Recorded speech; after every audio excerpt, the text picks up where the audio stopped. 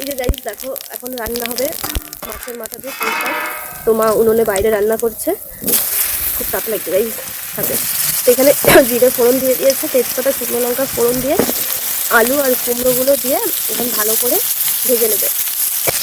আর এই সবজিগুলো তোমরা আরও সবজি দিতে পারো, এখানে বেশি সবজি দেয়নি। আর এইগুলো একটু আলাদা আলাদা করে ভেজে নিলে পরে বেশি ভালো হয়, কিন্তু একটু টাইম শর্ট, সেই কারণে সব একসাথে ভেজে নিচ্ছে মা। আর তারপরে দেখো এখানে বেগুনগুলোও দিয়ে দিয়েছে, বেগুনগুলোতে একটু নাড়াচাড়া করে একটু হলুদ আর একটু লবণ দিয়ে এটাকে একটু ভালো করে ভেজে নিচ্ছে। আর দিয়ে বেগুন ভালো করে ভাজা হয়ে গেছে, এবার মশলাটা দিয়ে দিল। এখানে আদা জিরে, তোমরা আদা জিরে দিয়ে করতে পারো। আর একটু একটু যেহেতু মাছের মাথা আছে, একটু আজকে গন্ধ কাটানোর জন্য তো একটু অল্প করে পেঁয়াজ আর রসুন দেওয়া হয়েছে। এবার এই যে মশলাটাকে ভালো করে কষিয়ে দিচ্ছে এই সব সবজি দিয়ে। আর এই যে মশলাটাতে সবজিটা একটু কষানো হয়ে গেছে, আর তারপরে মাছের মাথাটা দিয়ে দিল।